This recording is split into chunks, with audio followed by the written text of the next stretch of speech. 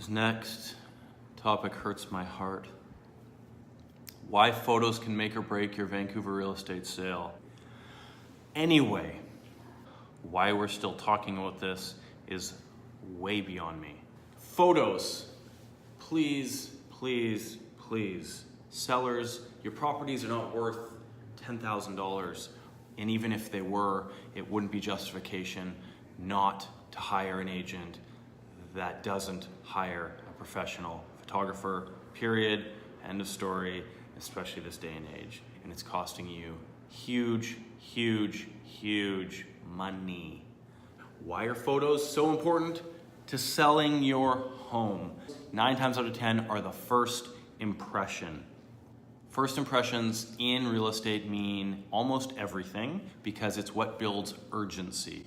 And that is what every good, for lack of better words, agent should be trying to do.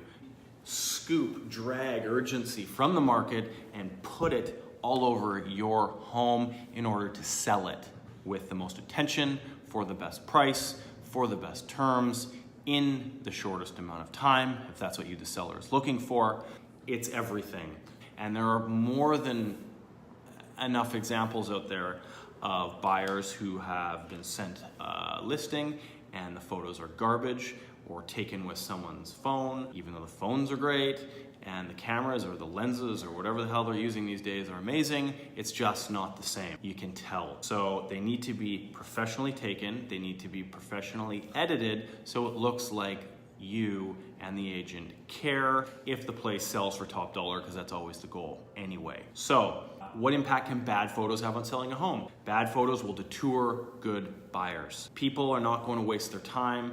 Specifically, they're not going to waste their time looking at something that they don't believe is going to be worth buying. Yes, people make multi-$100,000 or multi-million-dollar decisions off the cuff based on photos. 100,000% this is true.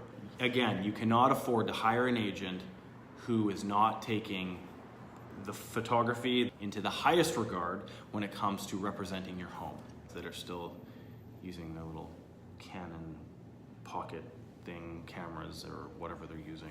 Anyway, what can sellers do to make sure their home looks good in photos? Speak to your agent. When you're having your conversations and the dialogues and the listing presentations, don't allow that to be a one-way street for agents to talk. We love to talk. We want to talk about ourselves, our achievements, what we're going to do for you, blah, blah, blah, blah, blah. You've heard it all before. You need to talk as well.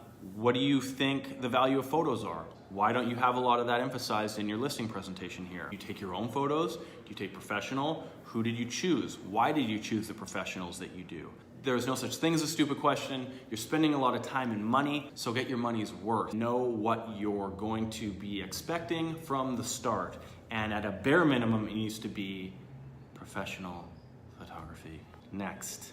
Let me elaborate more actually. What can you do as a seller? Find out where they value things and pick an agent based on their marketing plan. Whatever you like and whatever you feel that has resonated with you, in addition to obviously trusting them. You can talk to the agent again on another level. The way this home looks right now, the way I live in it, is this picture perfect enough to achieve the goals that we want to achieve here?